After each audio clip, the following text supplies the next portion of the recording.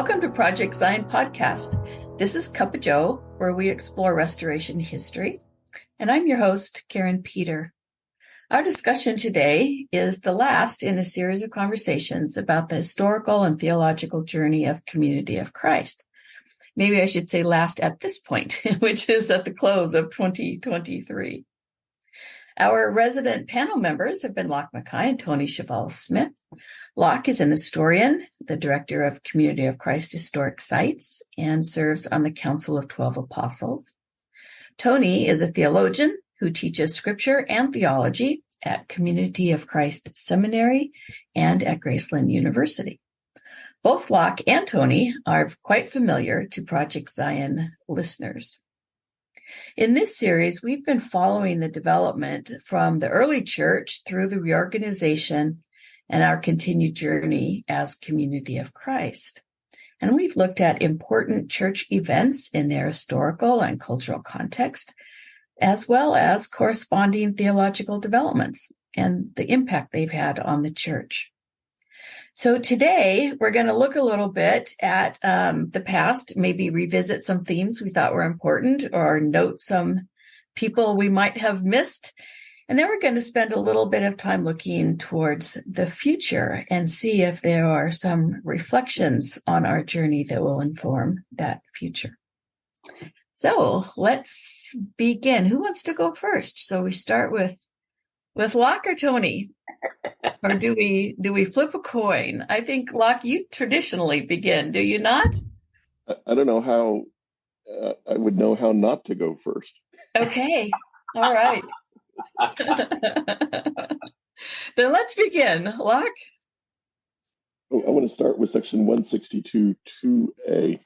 Listen carefully to your own journey as a people, for it is a sacred journey, and it has taught you many things you must know for the journey yet to come. I think it will not surprise our listeners to know that this is one of my favorite passages, and I return to it often. And so I just want to do kind of an overview of some of the lessons I think we can draw from our past.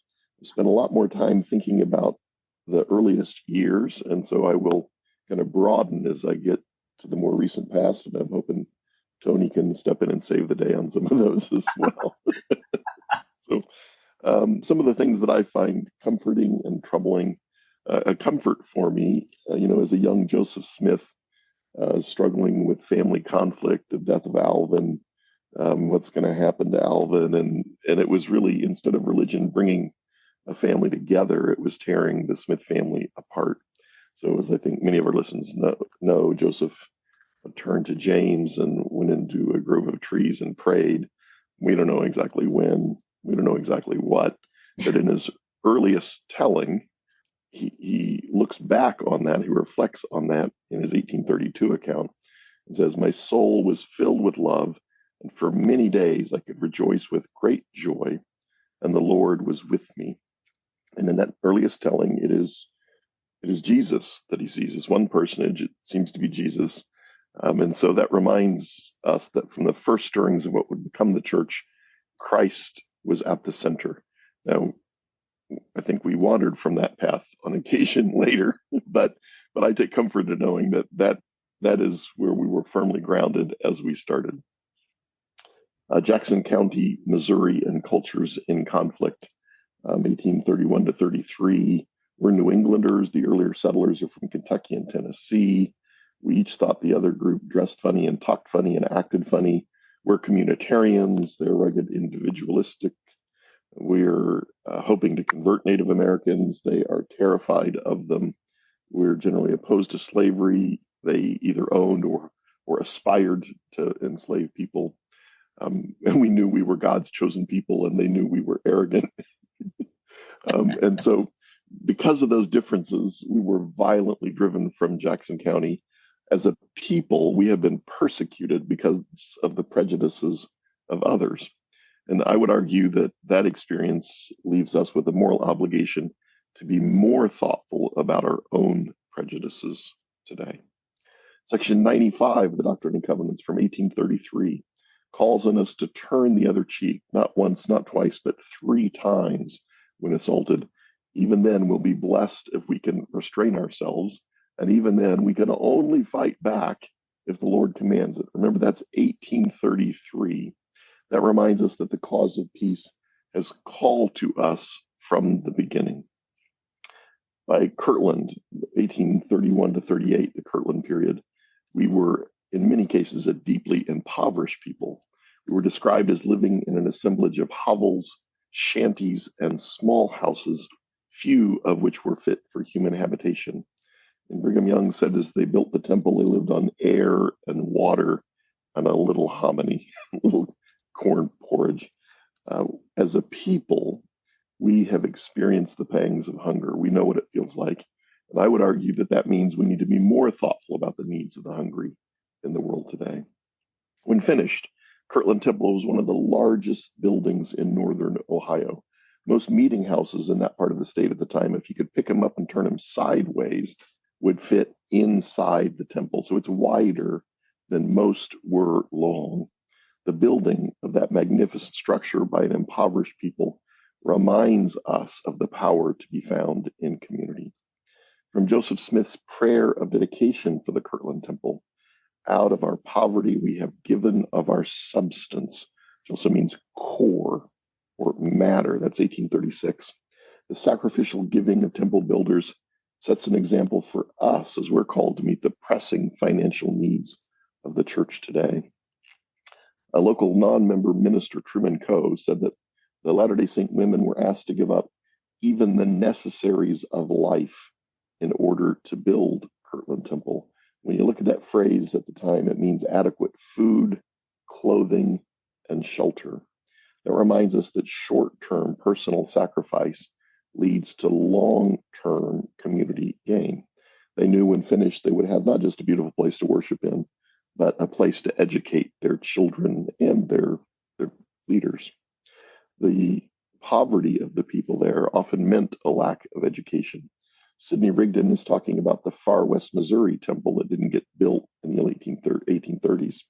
But he said that they were concerned that there were people being taken advantage of by the more learned. And he talks about how they're going to use the temple to teach them to read and write so they can take care of themselves. He's talking about adults and children, male and female. So as a people, we were exploited because of our illiteracy, our lack of education. So I believe that as a result, we need to lift up education as a means of empowering the poor. We started in Kirtland, the Kirtland, Ohio Theological Institution, one of the first 5 seminaries operating in the state of Ohio. That effort was an attempt, anyway, to more adequately train our ministers. And the creation of that theological institution should inspire us to enrich ourselves as well as others through open intellectual inquiry. That theological institution included a Hebrew school. They hired Joshua Satius to teach them Hebrew. His family had worshipped in the Toro Synagogue, now the oldest in the country, Newport, Rhode Island. The Hebrew school reminds us that we have always been called to be a scripturally literate people. Jumping to Far West Missouri, the late 1830s, Governor Boggs' extermination order. He didn't mean leave or we'll kill you. He meant leave or we'll forcibly remove you. But there were people killed on both sides, and that forced exodus was horrendous. Lucy Mack Smith talks about getting to the Mississippi River at Quincy. It had frozen, but the ice had just broken up. So big chunks of ice coming down the river. You obviously couldn't walk across the ice, but you couldn't take a ferry across. They were stuck. They laid down, covered themselves with blankets, woke up the next morning, 6 inches of snow on top of them. And she said it was only with the utmost difficulty that they could fold the frozen blankets. We were welcomed, though, as religious and political refugees by the citizens of Quincy. Maybe 1,600 of them took in 5,000 Latter-day Saints. So we know what it's like to be refugees. I believe that means we have a moral obligation to help others in like circumstances. Nauvoo, Illinois, the 1839 to 46 period. Word reached Nauvoo one morning that a family had lost their house to a fire out in the country, church family. And a number of the male leaders of the church were standing around outside Joseph Smith's fence talking about how it was tragic and awful and sad. Joseph Smith walked by and listened for a minute, reached into his pocket, pulled out a $5 gold piece, and said, "Brethren, I'm $5 sorry for this family. How sorry are you?" Orthodoxy is not good enough, right thought, but orthopraxy, right practice, critical as well. That also reminds us that community building, again, not just right thought, but right action. The theological excesses of Nauvoo helped us recognize the critical importance of shared leadership and the delicate balance required in a theocratic democracy, a balance that we occasionally lose in the church. When Joseph Smith III first joined the reorganization in 1860, the locals here in Nauvoo were not amused. They panicked to some extent. They began passing resolutions township by township, forbidding him from preaching or praying in those places. That's 1860. By 1877, almost 400 Nauvoo residents signed a petition asking us to move our headquarters to Nauvoo. So 17 years, you can't preach here, you can't pray here, to please establish your headquarters in this place. Joseph III had learned from his father's experiences that community building that focuses inward versus outward is threatening to neighbors. So he understood the importance of engaging in the communities we live in, not just in Nauvoo, but in Plano and in Limoni and even in Independence. Fred M. Smith, in some ways a cautionary tale, he was passionate about peacemaking in his early years in leadership. That passion was later overcome by tribalism or nationalism surrounding World War I and World War II. And I saw the same thing happen with 9/11 in our more recent past. Kind of a critical cautionary tale there, among many that could be learned. Israel A. Smith taught us about the more expansive nature of the concept of Zion. Wallace B. Smith steered us back to the path of peacemaking and helped us understand the importance of equipping members with the tools of processing change. From Kirtland to Independence to Far West to Nauvoo to Plano, Limoni, we are reminded that community building is always what we have been about from the beginning, in the middle, and at the present. Building community is simply who we are. I'm going to stop there and listen to what Tony and Karin have to say. Oh, thank you, Lach. I was making notes as you were going along, thinking these are not the ideas that most people would pull out from looking at the historical journey. And so I appreciate you holding these up for our reflection.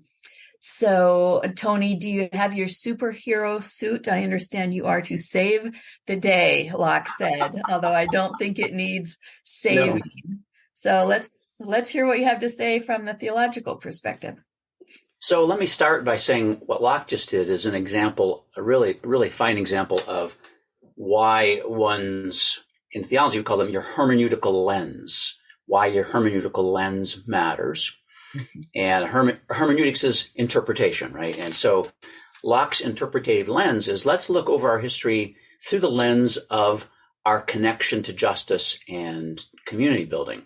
And when you look through that lens, you see things you wouldn't otherwise see, right? And so the discipline of history is not just about trying to recapture the past as it actually was. That's nearly impossible. But looking at the past through different lenses, what can we learn that we didn't know before?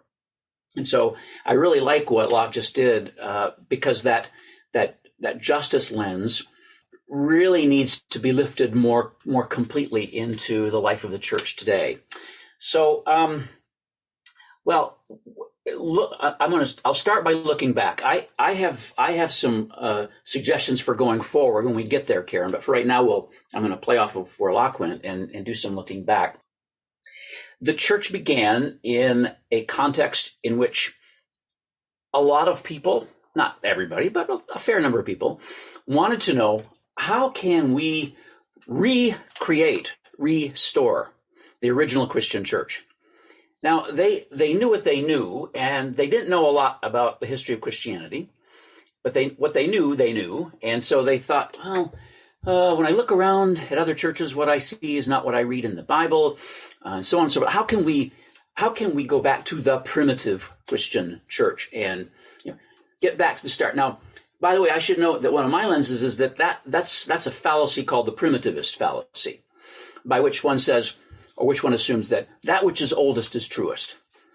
I happen to think that's a problematic assumption. It's not always the case that which is oldest is truest. Sometimes that which is oldest is worsest. And so something is not true simply because it's old, right? And also that fallacy doesn't allow for the possibility of development, evolution, growth, change, and ongoing movement, which is simply part of the structure of the universe. And so one has to be careful with that. But now looking back, I asked the question, well, what might they have meant by restoration? What could they have meant by restoration? And for me, there's this text that comes from 1837 from Far West that church members hear me quote fairly often. And this is from the Elders' Journal. Actually, it's 1838, I think. And so Joseph writes this: the fundamental principles of our religion is the testimony of the apostles and prophets concerning Jesus Christ. Quote, and I put quotation marks on this because he's actually quoting the Apostles' Creed here, that he died, was buried, and rose again the third day and ascended into heaven, end quote. And all other things are only appendages to these. It was a moment of what I would call like great theological lucidity. And so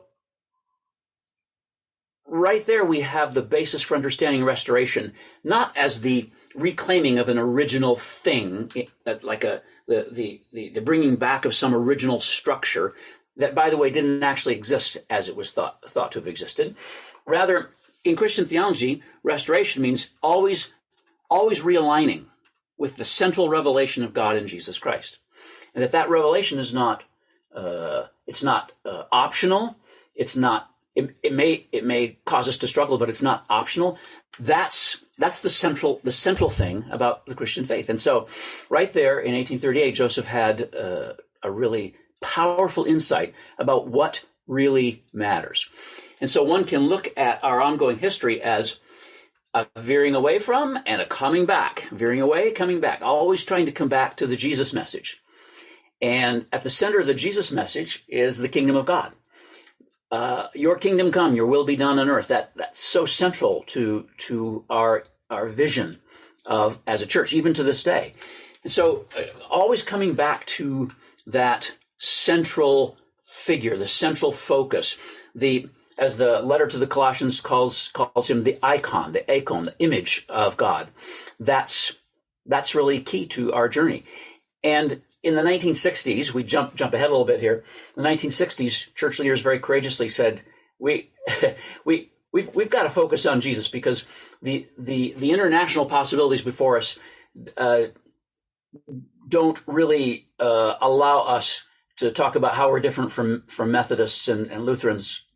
We've got to be able to reach out into a wide world, and we have to go to the one thing that matters most. And so I think that's a really important aspect. Now, the Justice Gene, the Nauvoo Expositor, June 7th, 1844.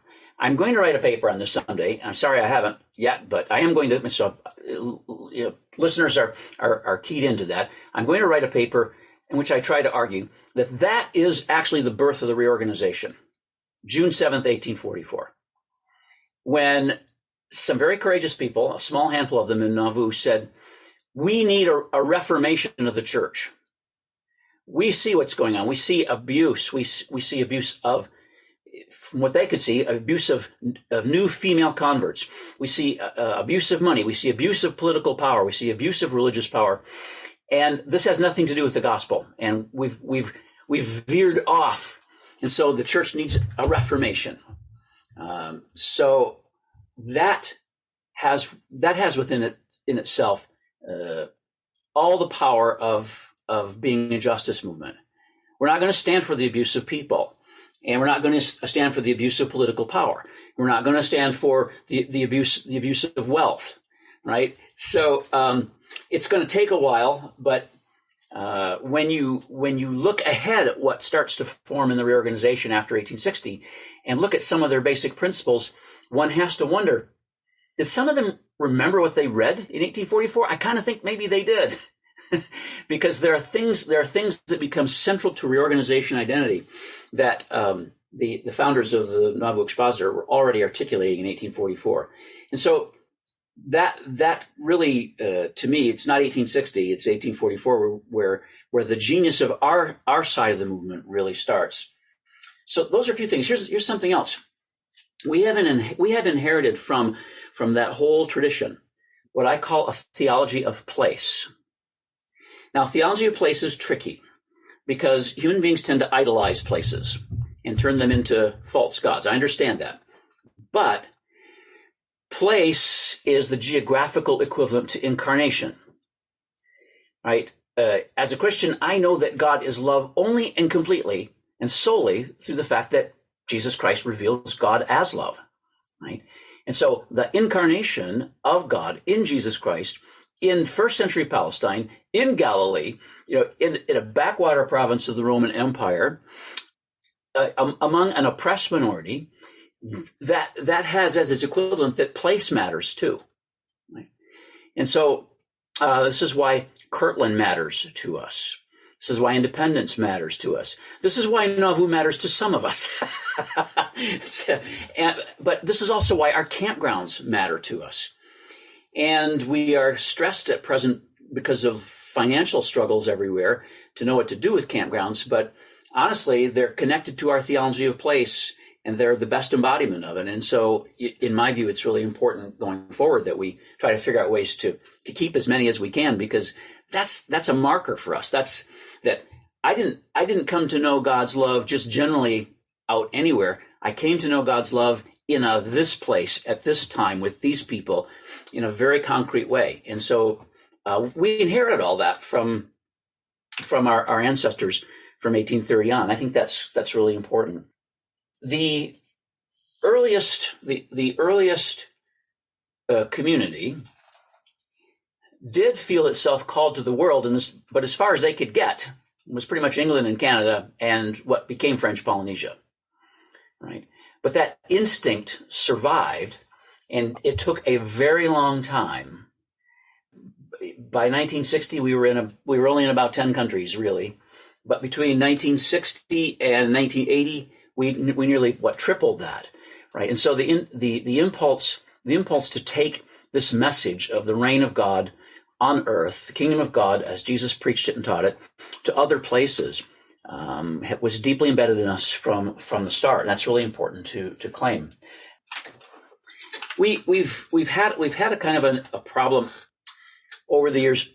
It took a very long time to come to the realization that the image of being the one and only true church was not going to be a very helpful image going forward, and that the way it was articulated did not stand up to critical scrutiny.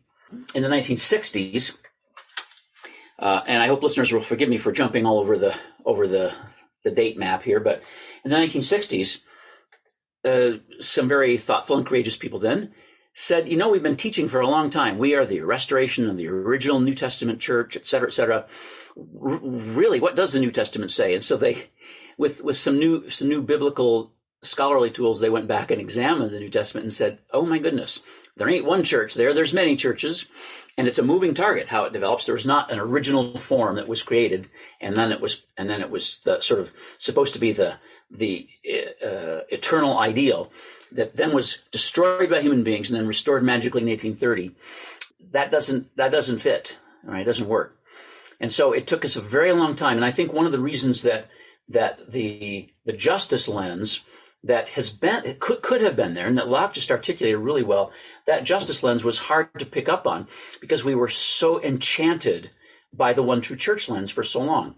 Now, I don't want to look back and say, well, they should have done this or should have done that. They like I said earlier, they knew what they knew. They had to work with what their experience and knowledge allowed them to.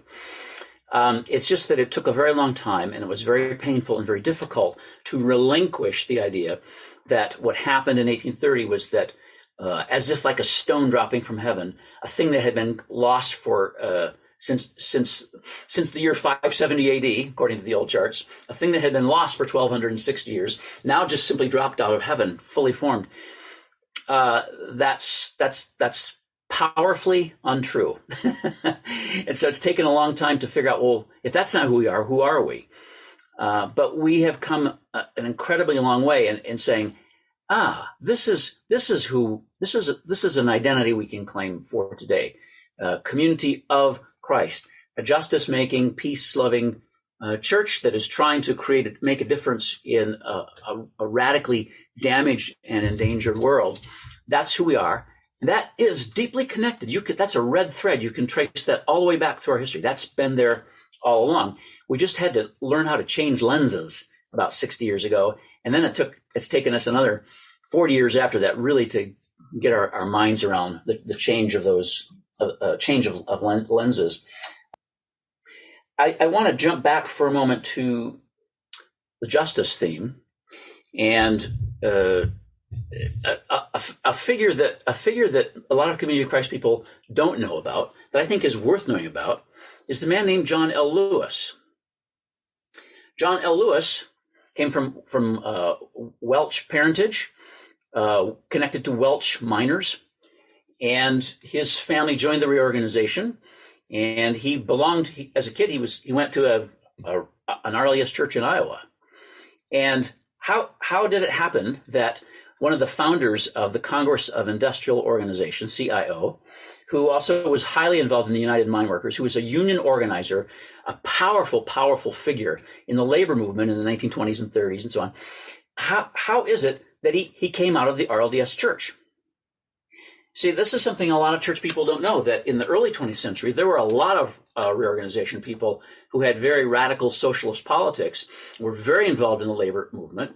And if you read some of Fred M. Smith's more theological radio sermons, you'll see that he was not opposed. He was actually a fan of the labor movement in many ways.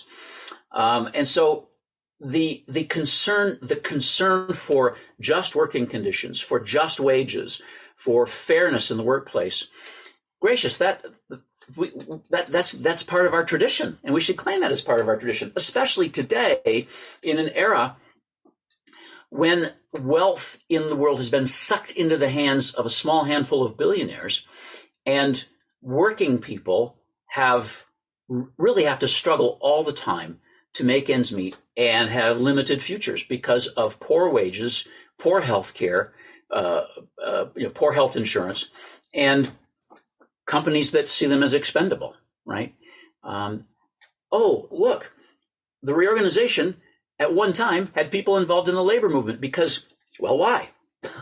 Well, think about Zion, think about the early communitarian experiments, think about that heritage in the church and how that would play out politically in people's lives. Of course, you would be concerned about the well-being of the whole. Of course, you'd be concerned about the well-being of workers and their wages and so on. So, in a time today when in some settings it's somewhat dangerous to say stuff like that, our ancestors, our Community of Christ ancestors, many of them were involved in the labor movement because of their theology, because of our theology. And so that's something that could be claimed and pulled forward in a time of the massive unfair redistribution of wealth in the world.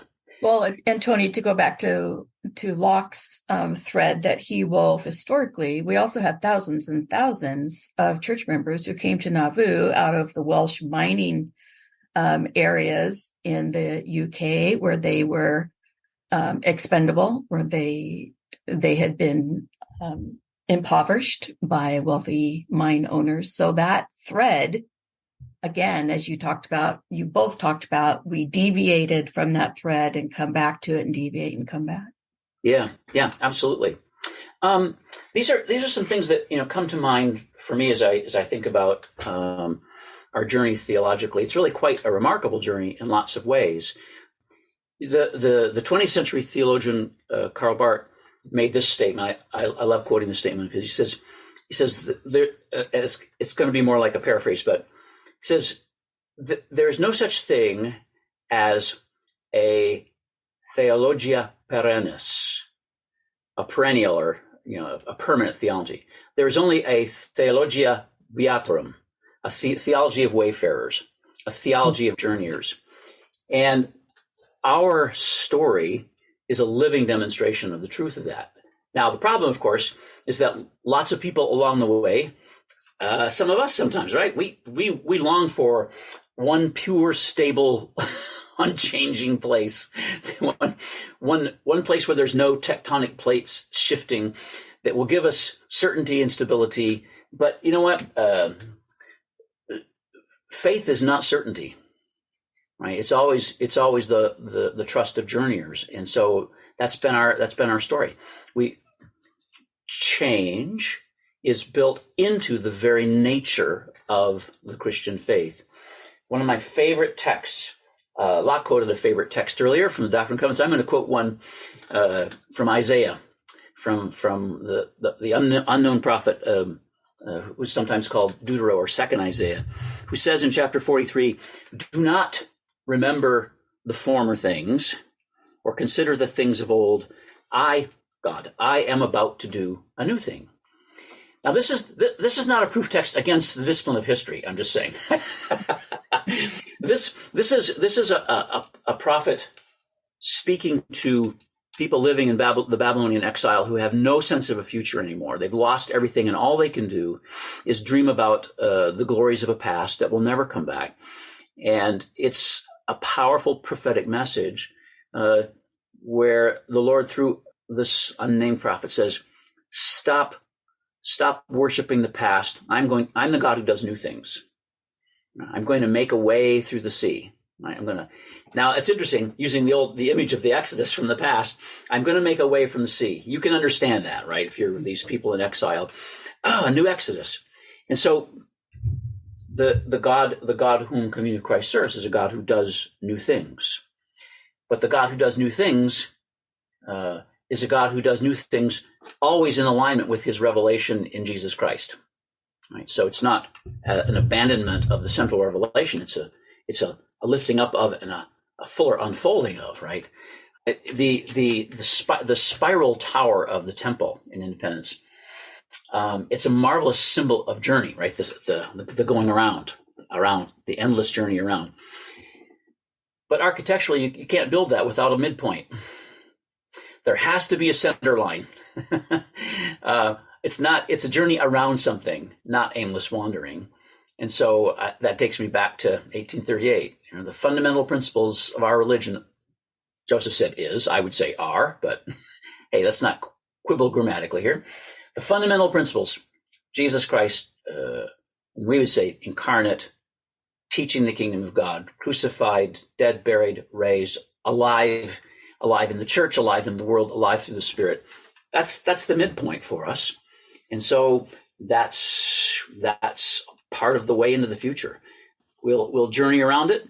We'll depart from it, pull back to it, but that's the midpoint. And I think that's what it means to be a restoration church, a church that is always struggling and working at realigning itself to that central revelation of God in Christ. So those are some theological reflections on the journey. I have some others, which we'll see where we go as we continue the conversation. Okay, so let's do that. Tony, you mentioned the future, so I'm going to swing back to Lach and say, from your perspective at this moment in time, Lach, what do you perhaps think out of our story, our wayfaring, that informs our future? What are some things that come to mind to you? I think, in early 2000, so I'm going to start by looking at the past again. Maybe it was 2002, 2004. We pulled a group of people together to start talking about remythologizing. We had taken the traditional faith story apart, which needed to happen. But I was always a little annoyed with with Alma Blair and Dick Howard and some of those other pioneers, because they took it apart, but they didn't put it back together. Now, I recognize that's not their job. That's not their responsibility, but somebody needed to do it. And I thought we should be intentional about it. As we started trying, though, we just immediately fell back into picking it apart. And so clearly we weren't ready. I think that process needs to continue. Open and honest examination of the past, calling out and repenting for significant errors, but celebrating the positive. I am struggling at the moment because I spent my entire adult life, as I've said many times, in the 19th century. And suddenly I skipped the 20th and found myself in the 21st, very much involved in the present of the church, which is not something I ever expected to happen, and I felt completely unprepared for. And so I'm still very much present focused. What I'm incredibly excited about, present and short-term future, are the opportunities to help small congregations in the U.S. with significant resources. And there's a surprising number of them, connect to vibrant congregations in other parts of the world without significant resources that are changing the world in the places that they're at. And so I'm trying to put a lot of energy into that at the moment. I think that is going to be critically important for our future.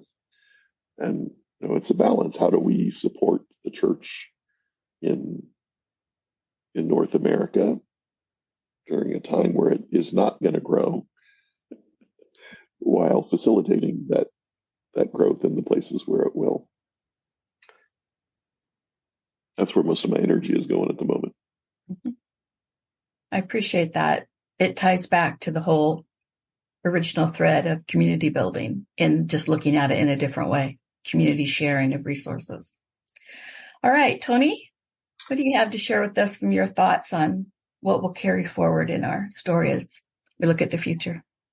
So I'm going to piggyback on what Lach was saying. I mean, everybody's aware that the postmodern world that we're in is a world, at least in the Northern Hemisphere, that is very difficult for churches and for Christianity. Some of that difficulty is a self-inflicted wound, right? In many places, what Christianity means is what fundamentalists say it means, and that includes then anti-science, anti-rationality, anti-women, anti-LGBTQ. It's not a picture that moral, reasonable people would be attracted to. So that's the context in which there is such a thing as significant church decline of the main line, decline of everybody pretty much. I mean, for goodness sakes, even the Southern Baptists are in decline. So that's the context, at least in the Northern Hemisphere, in which many people are trying to live out church. We're having to deal with that question that Landon and Smith asked in 1969: for what purpose assemble? Why do we still do this?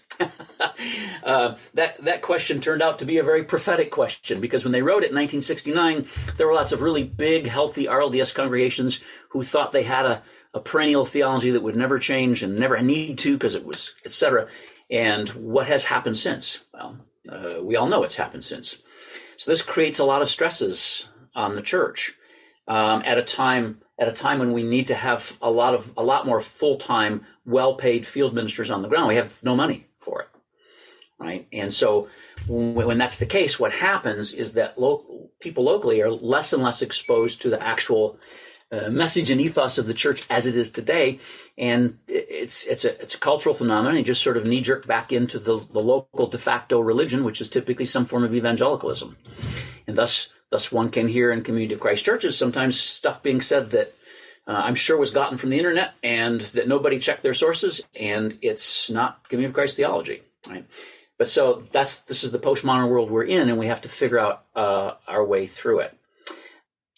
Related to that is, if we have a justice gene, how do we do justice seek justice in environments that are politically polarized, right? So I think the good news of Jesus immediately and in a non-negotiable way commits the followers of Jesus to being anti-racist.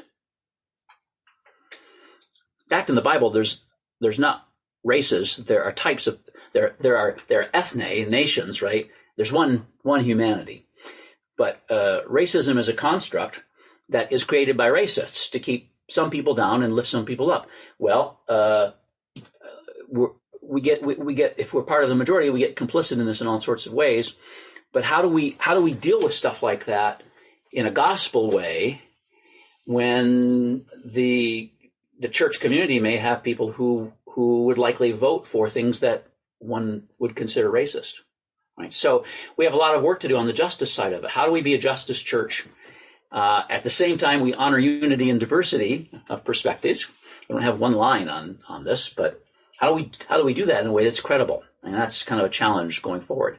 I think we have resources and tools that can help us with that, but there has to be a willingness, of course. Going back to what I said earlier about this main line that stretches up the middle of the temple, the central point, that, in my view, we've got to speak again about two things. We used to talk about the Mormon boundary and the Protestant boundary, and the reorganized church was somewhere in the middle of that, right? So I think now it's the Mormon boundary and the evangelical boundary, right? And on the Mormon boundary side, I think it's really important for us to be able to say, look, we have 14 years of shared history, and we don't even interpret that the same. So we're not Mormonism light. We're not Mormonism left. We're not Mormonism choose your own adventure. In fact, the unofficial name of our church for a long time was we're the Reorganized Church of Jesus Christ of Latter-day Saints, and we ain't Mormons. It was even longer. And so there's nothing wrong with saying, no, we are a tradition that came out of that milieu, but we vectored in a totally different way. And I think that's very important to be able to say. Mormonism can be honored as one of the great world religions. Let it be what it is, but it ain't us, right? We happen to have some themes and some ideas and some words and language and text that come out of there, but we interpret all this very differently, and so it doesn't help us to see ourselves as a branch of Mormonism. It's not true. It's not theologically true to us. So I think that's important. On the other side of it, though, it's the evangelical boundary. What kind of radio stations are you listening to? Right? When you hear the word Christian, what things come to mind? When you go searching the internet for stuff to use in a sermon, what are you picking up? Right? Does it square with Community of Christ's best sense of itself currently? So I think we going forward, in order to maintain our identity and our mission and our sense of who we are, these boundaries still matter. That doesn't mean you have to be mean to people on the other side of the boundary. No, we can love and care for anybody here. But being true to oneself and true to one's story and where one story has brought one, that's a virtue that needs to be practiced. Then finally, internationalization. Well, Charmaine and I had a conversation about this earlier this morning, and she was asking what we're doing today, and I kind of told her this is sort of the end of the line here, and looking back, looking forward, and she made a really good point about how we have to be careful not to assume that the church just looks like white middle class Americans or white working class Americans, when in fact it's incredibly different from that worldwide, incredibly more diverse, and it's thriving in some places in the Southern Hemisphere. It's thriving a lot, actually. And there were a lot of courageous people who helped make that possible in the 1960s, 70s, and 80s. And so it's a pipe dream that can never come true. But imagine if you could gather every active Community of Christ member in a single location for an hour. What would it look like? Well, it wouldn't look like me. Not at all. And I think that's something that's really important for us to get the sense of the international cultural breadth and depth of the church, and that will have a theological impact on us as we go into the future. That's very, very important, especially in a globalized world that has shrunk, where we now know what's happening in places, and it disturbs us deeply. And it's not only the injustices at our own doorstep that we need to work against and pray about, but it's those in other lands where other hearts are beating too, right? So those are some things looking forward. The theological task is an unending task. Theologians sometimes think of it as job security, but there's always the need to continue reflecting on our faith, and to keep reflecting on that fundamental principle. The fundamental principles of our religion are that Joseph once clearly articulated for us a long time ago in Far West. All right. So we've looked a little bit at the overall perspective of our past. We've talked a little bit about the future. This is our final episode. So this is the last chance. I almost said last call, but that revealed way too much about me. So I'm going to say last chance for comments. So Lach, do you have any concluding thoughts that you'd like to share? My final reflection, if we would just listen, the journey of Community of Christ is full of powerful lessons that can improve the world in which we live and improve the world that we want to create for our children. Thank you, Lach. And Tony? I second the motion. I think a world with more Community of Christ people in it would be a better world, a safer world, a more humane world, a more compassionate world. And to the New Testament echo to that quote from Isaiah 43 is Jesus on his last night with the disciples in John's gospel, when he says, I still have a lot of things to tell you. You can't manage them right now. But when the Spirit of truth comes, the Spirit will help you manage them. And so in the spirit of our tradition, we look forward to what is to come, what may yet be revealed, and what new opportunities to serve the God revealed in Jesus Christ by the Holy Spirit may yet open themselves to us. Thank you, Tony.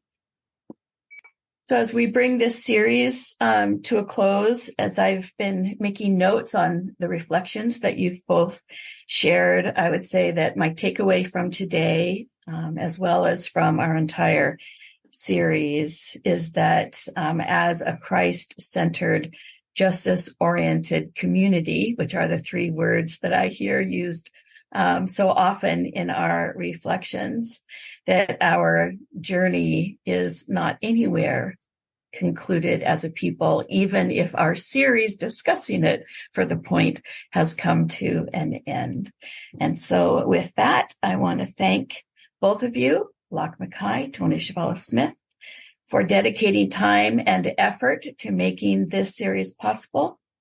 And I want to thank our listeners for your participation in Project Zion Podcast and listening to Cuppa Joe, our series on restoration history. So be sure to catch up on all the topics that Project Zion has at projectzionpodcast.org. I'm Karin Peter, along with Lach and Tony. Thanks so much for listening.